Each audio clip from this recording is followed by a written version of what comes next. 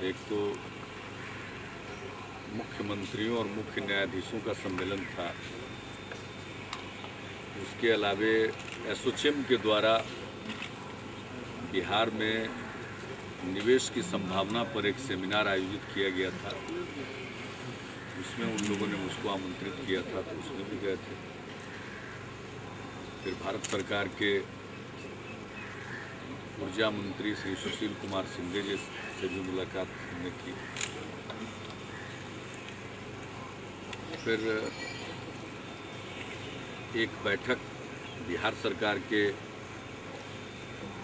पथ निर्माण विभाग के द्वारा बुलाई गई थी, जो काम करने वाली जितनी कंपनियां हैं उनके साथ बातचीत के लिए, ताकि बिहार में जो काफ़ी काम अगले वित्तीय वर्ष में करने के लिए बजट में उपबंध किया गया, उसको ध्यान में रखते हुए, क्योंकि जितना काम है उतना काम करने की एजेंसी यहाँ है नहीं। और कतिपय एजेंसियाँ, जो बड़ी एजेंसियाँ हैं, वो यहाँ काम कर रही हैं। जैसे NHAI के द्वारा जो काम चल रहा है उसके सिलसिले में वो काम कर रहे हैं, प्रधानमंत्री ग्राम सड़क योजना में काम कर रहे हैं, और दूसरे और केंद्रीय सरकार की तरफ से जो स्कीम चल रहा है उसमें भी काम वो कर रहे हैं। तो कल की बैठक में वैसे लोग जो पहले से बिहार में काम कर रहे हैं वो तो उपस्थित थे ही, और कई लोग जो पहले से काम नहीं कर रहे हैं उन लोगों ने भी बैठक में हिस्सा लिया और दिलचस्पी दिखाई। अगले वित्तीय वर्ष में सिर्फ सड़क के क्षेत्र में बिहार सरकार की तरफ से जो खर्च किया जाएगा वो राशि 2000 करोड़ रुपए से ज़्यादा, यानी इसमें जो भारत सरकार की तरफ से NHAI के माध्यम से जो ईस्ट वेस्ट कॉरिडोर या ग्रैंड ट्रंक रोड में खर्च होगा शेरशाह सूरी मार्ग में, वो अलग है, या फिर प्रधानमंत्री ग्राम सड़क योजना में जो पैसा खर्च होगा वो अलग है, और जो NH में पैसा खर्च होगा वो अलग है। यानी बिहार सरकार की तरफ से इसमें राज्य के जो हाईवेज हैं, state highways, major district roads, ग्रामीण सड़कें, वो शामिल हैं। मुख्यमंत्री ग्राम सड़क योजना में जो सड़कें ली जाएंगी, फिर मुख्यमंत्री सेतु निर्माण योजना में जो पुल लिए जाएंगे, और जो स्टेट हाईवेज को हम लोग राष्ट्रीय स्तर का बनाना चाहते हैं, उसके लिए जो धन का प्रबंध किया है वो कुल मिलाकर 2000 करोड़ रुपए से ज़्यादा। तो इसके लिए तेज़ी से काम हो और अच्छा काम, हम लोगों ने कहा कि आपको काम करने का वातावरण है, उसके लिए काम स्वीकृत हैं। हम लोगों को अच्छी क्वालिटी का काम चाहिए। अब जैसे रोड के बारे में ये तय हो गया कि जो सड़क बनाएगा अगले 3 साल की गारंटी उसकी होगी, उसको सड़क को ठीक रहना चाहिए, तो काम अच्छा होना चाहिए, ये हम लोगों की अपेक्षा है।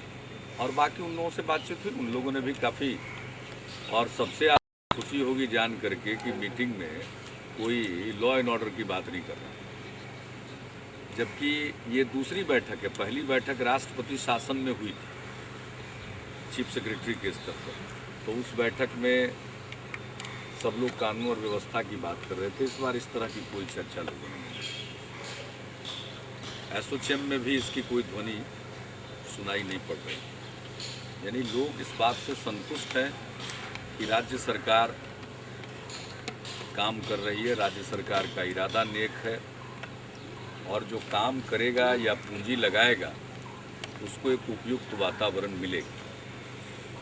तो इस प्रकार से, और बिजली के क्षेत्र में हमारी बहुत अच्छी बातचीत रही। आप सबको मालूम है कि भारत सरकार के पावर सेक्रेटरी आए थे और उनके लेवल पर यहाँ उच्च स्तरीय बातचीत हुई थी। तो शिंदे साहब से जब हमारी बात हुई, उन सब बातों पर चर्चा हुई। इसके अलावा उनको हमने कहा कि आप भी बिहार आकर के इन सब चीज़ों की समीक्षा कीजिए, काफ़ी काम हो रहा, और कुछ हम लोगों की अपेक्षा भी है। जैसे पनबिजली के क्षेत्र में काफ़ी अच्छी संभावना है कैमूर में, तो उसके लिए पहले भी हमने अनुरोध किया था और उस दिन भी हमने अनुरोध किया कि नेशनल हाइडल पावर कॉरपोरेशन को कहा जाना चाहिए कि वो DPR बनाए, विस्तृत परियोजना रिपोर्ट बनाए। तो इन सब विषयों पर बातचीत हुई। इसके अलावा हम तो आग्रह कर रहे हैं कि NTPC की तरफ से और थर्मल प्लांट लगना चाहिए। तो उनसे संबंधित जो विषय थे, चाहे वो हाइडल पावर के हों या थर्मल पावर के, या और भी जो MOU हो चुका है NTPC और बिहार राज्य विद्युत बोर्ड मुजफ्फरपुर यूनिट के रिनोवेशन के लिए, उन सब विषयों पर बातचीत हुई। अच्छी बातचीत हुई, वो भी आएंगे। और हम लोगों की मांग है कि ग्रामीण विद्युतीकरण के लिए राजीव गांधी मिशन के अंतर्गत और हम लोगों के लिए धनराशि का प्रबंध होना चाहिए। हम लोग प्रत्येक गांव का विद्युतीकरण चाहते हैं। तो इन सब विषयों पर अच्छी बातचीत, तो कुल मिलाकर के उपयोगी बातचीत है। आप क्या दावा कर रहे हैं कि एक बात तो सबको मालूम है कि सरकार में बैठा हुआ कोई व्यक्ति पुलिस के काम में हस्तक्षेप नहीं करता, और उनको मैंडेट है कि वो कानून और व्यवस्था की स्थिति को दुरुस्त करें, अपराध पर काबू पाएं, और उनको जो मदद चाहिए वो सरकार दे रही। तो स्वाभाविक है कि इसका नतीजा आना शुरू हो गया, और एक नहीं कई कदम उठाए गए। आर्म्स एक्ट के अंतर्गत जो मुकदमे हैं उसका ट्रायल हो रहा है, कन्विक्शन लोगों का होना शुरू हुआ।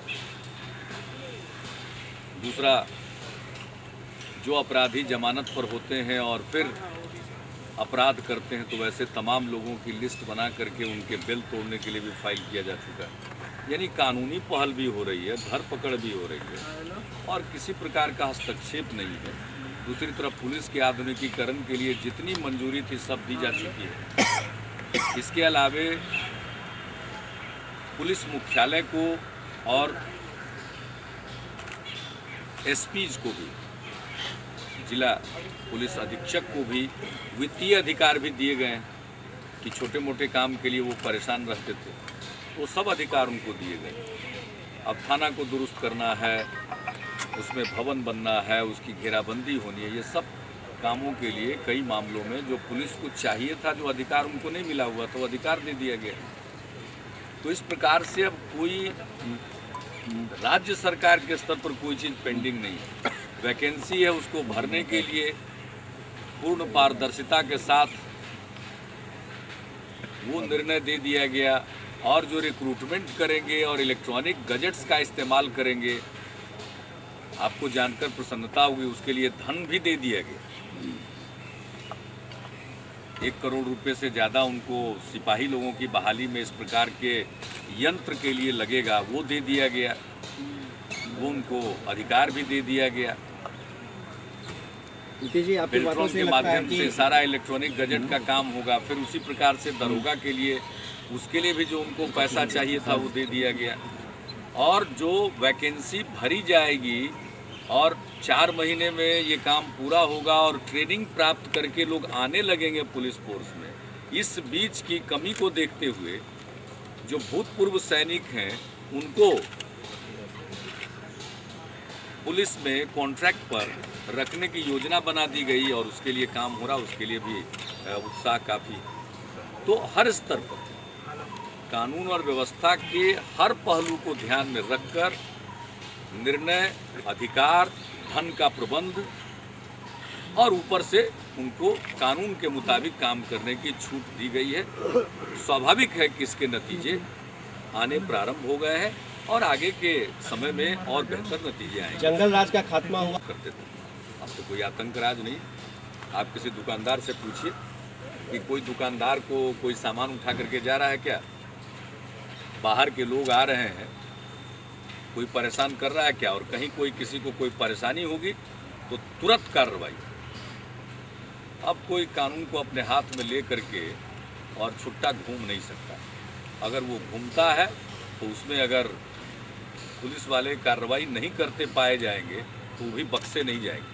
सर, आपने रिक्रूटमेंट का बात किया है। लास्ट टाइम जो रिक्रूटमेंट हुए थे आपने उसको नीतियाँ जो बनाई है, देखिए रिक्रूटमेंट तो होगा जो पुलिस मैनुअल में प्रोविज़न है उसी के हिसाब से होगा। एक बात हम और बता देना चाहते हैं आपके प्रश्न का उत्तर देने के पहले कि जो एडवर्टीजमेंट है 2004 का वो एज इट इज, उसमें जो आधार बताया गया है वो सब जस के तस है।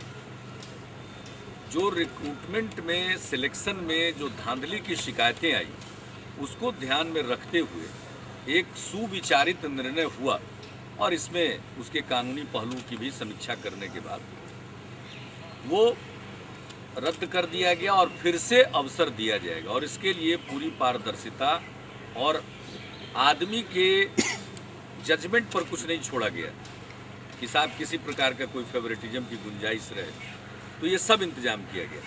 कमेटी पुलिस मुख्यालय ने बनाया है और इस बात का ख्याल रखा है क्योंकि पिछली बार जो शिकायतें मिली है चाहे वो सिपाही के मामले में हो या दरोगा के मामले में, उन दोनों के लिए जांच की कमेटियां बन गई और उनको 3 महीने के अंदर अपना जांच का काम भी पूरा करना है। तो मुझको जो बताया गया उस बात का ख्याल रखा गया। पर कोई चाहेगा गड़बड़ी करना, गड़बड़ी कर नहीं पाएगा। मुख्यमंत्री जी आप तो उसमें काम करने के लिए जैसे यहाँ से इंतजाम हो रहा, हम पूरे बिहार में वीडियो कॉन्फ्रेंसिंग के जरिए अपने डीएम से एसपी से बात कर सकें, यानी जो एक ई गवर्नेंस के माध्यम से जो हम मॉनिटर कर सकते हैं, लोगों के साथ इंटरेक्ट कर सकते हैं, वो सुविधा यहाँ लगाई जाएगी एक कमरे में और बाकी सब कुछ यथावत है।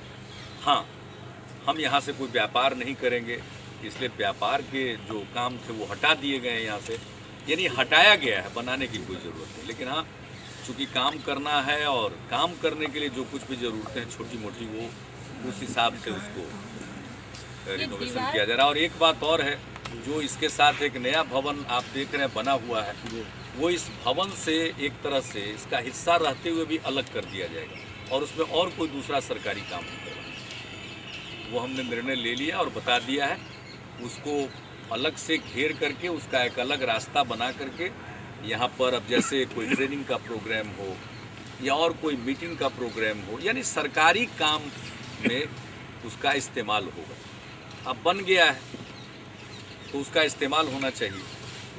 उसमें मुख्यमंत्री के काम के लिए जितनी जगह पहले ही से हैं वो पर्याप्त हैं, कुछ कहिए कि कुछ ज़्यादा ही। इसके पूरी जितना स्पेस है यहाँ उस सब का इस्तेमाल करने की कोई आवश्यकता नहीं है। ये स्थिति तो अलग से बन गया है, तो बन गया तो उसका इस्तेमाल हम और काम के लिए करेंगे। उसको एडमिनिस्ट्रेटिव ट्रेनिंग इंस्टीट्यूट के लोग भी देख करके गए हैं कि वो क्या कर सकते हैं। इसमें प्रेम का, आपस में मेल जोल का, सब मिलते हैं। इसमें किसी प्रकार का भेदभाव नहीं होता है, बड़ा छोटा का भेदभाव समाप्त हो जाता है। तो उस प्रकार से होली को एक सौहार्द और सद्भाव के प्रतीक के तौर पर ज़रूर मनाया जाएगा। वैसे आम तौर पर कोई बहुत ज़्यादा हम इन चीज़ों को मनाते नहीं हैं, व्यक्तिगत मेरा ऐसा स्वभाव है। लेकिन अब हम क्या करें, मुख्यमंत्री का दायित्व है, तो नागरिकों के साथ, उनके भावना के साथ अपने को जोड़ने के लिए ही बहुत ही सहज ढंग से, और आप सभी भी आमंत्रित हैं, 3 बजे के बाद आइए, आपको हम अबीर का टीका लगाएंगे और आपसे गले मिलेंगे। वही होली है। आम लोग के लिए जैसे उस दिन खुल जाता है, सबके लिए खुला रहेगा, कोई सब लोग आ सकते हैं, कोई सब आएंगे, सबके लिए खुला हुआ है और सब एक दूसरे से मिलते हैं। हमारे होली के दिन जो सबके प्रति सद्भाव का भाव मन में रखता है व्यक्ति, उसी प्रकार का भाव सालों भर रखे, हम तो यही कामना करेंगे। और इसको एक सांप्रदायिक और सामाजिक सद्भाव के प्रतीक के तौर पर हम चाहते हैं कि होली सब मिलकर के मनाएं और बिहार को एक नई ऊंचाई पर ले जाए। राज्यसभा के चुनाव होने हैं, यहाँ रहेगा। और जैसे हमने कहा कि जो सुविधा होगी वीडियो कॉन्फ्रेंसिंग को, तो कोई मुख्यमंत्री के लिए जरूरी है, तो हम इसमें जोड़ेंगे वही। और जो कम्युनिकेशन सिस्टम है वो मुख्यमंत्री के लिए जो आवश्यक है वही कम्युनिकेशन सिस्टम रहेगा। ताकि किसी भी मुख्यमंत्री को 4 महीना किसी और मकान में इंतजार न करना पड़े। जैसे दिल्ली में प्रधानमंत्री निवास तय है, उसी प्रकार से बिहार में मुख्यमंत्री का निवास तय है। बिहार में कानून व्यवस्था की अब इसके आगे कोई एक अने मार्ग पर किसी प्रकार का विवाद सर, वो बिहार में कानून व्यवस्था की और उसको कई स्थानों पर लगाया गया, वो कोई अकेले कांटी पर नहीं है। और ये 92 करोड़ या 90 करोड़ है मूल रूप से। अब इंटरेस्ट बढ़ते बढ़ते 500 करोड़ कोई 700 करोड़ दावा करे। ये क्या चीज़ है भाई? वो भी सरकारी चीज़ है, ये भी सरकारी है, बनाया गया NTPC। अनावश्यक कोई अड़ंगा लगाता है, वो सबका हल निकलेगा। MOU पे कोई असर पड़ेगा उसका? नहीं, क्या असर पड़ेगा? MOU में तो ये तय हुआ है कि इसमें 51% NTPC का रहेगा, 49% बिजली बोर्ड का।